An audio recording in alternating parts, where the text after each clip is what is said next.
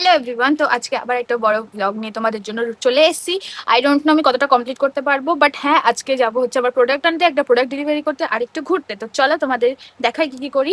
তো তার আগে পরে নিই আমার ড্রেসটা, পরে কথা বলছি। তো আমি তো রেডি হয়ে গেছি, এবার চলো যাওয়া যাক। এখান থেকে তো আমি চলে গিয়েছিলাম রানাঘাটে। এখানে তো গেট পড়ে গেছিলো বলে আমার খুব মনটা খারাপ হয়ে গেছিলো, কারণ সকাল সকাল বেরিয়েছি, তারপর এত লেট হয়ে গেলে খুব খারাপ লাগছিল। তো তারপরে চলে গেছিলাম রানাঘাটের পৌরসভাতে, যেখানে হচ্ছে আমাদের দিদি যে আমাদের প্রোডাক্ট দেয় সে দিচ্ছিল। এখানে দেখতেই পাচ্ছ কতটা ভিড়। তারপরে তো চলে গেছিলাম কল্যাণীতে, সেখানে গিয়ে তো খুব মজা করেছি। আর তো মাঝ রাস্তায় পাম্পের থেকে হচ্ছে হাওয়া দিয়ে নিয়েছি, তেল ভরিনি, পাম্পের থেকে হাওয়া দিয়েছি। এটা আমার জন্য নিউ ছিল, তাই এটার ভিডিও করেও নিয়েছি, তোমরাও দেখে নাও।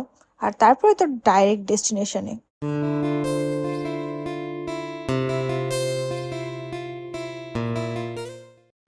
এখান থেকে তো চলে গেছিলাম আমরা কাঁচরাপাড়া রানী রাসমণি ঘাটে, যেখানে হচ্ছে ফুচকাপাড়া নামেও বিখ্যাত। তো এখানে লিটারালি 10 টাকায় 10টা ফুচকা, তাছাড়া 18 রকমেরও বেশি ফুচকার আইটেম পাওয়া যাবে। তোমরা এখানে দই ফুচকা, চাটনি ফুচকা, নবদ্বীপের মিষ্টি দই ফুচকা বা লোটে মাছের ফুচকা বা চিংড়ি মাছের ফুচকা বা চিকেন ফুচকা, তোমরা যেই ধরনের ফুচকা খেতে চাও, ইভেন তোমরা চিজ ফুচকা থেকে শুরু করে আইসক্রিম ফুচকাও এখানে পেয়ে যাবে। তো আমরা একটা দোকান নিয়ে বসে পড়েছিলাম, যে এখানে মানে ভালো আর কোয়ান্টিটি আর কোয়ালিটি আর সব থেকে বেশি হাইজিন ভালো হবে সেরকম দেখে। সব দোকান খোলা ছিল না, কারণ বৃষ্টি পড়ছিল।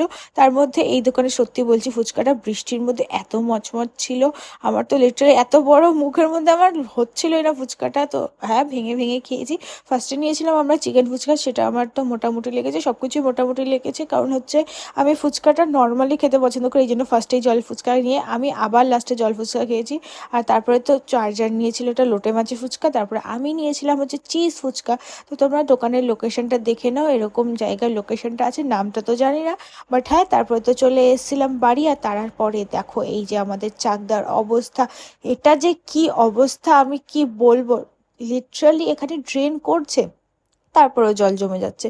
আর এই অবস্থা, তো এই অবস্থার মধ্যে থাক। তোমাদের আজকে ভিডিওটা কেমন লাগলো অবশ্যই জানিও। তো আজকের জন্য এইটুকুই, দেখা হবে একটা নতুন ভিডিওতে, ততক্ষণের জন্য tata, bye bye, thanks for watching.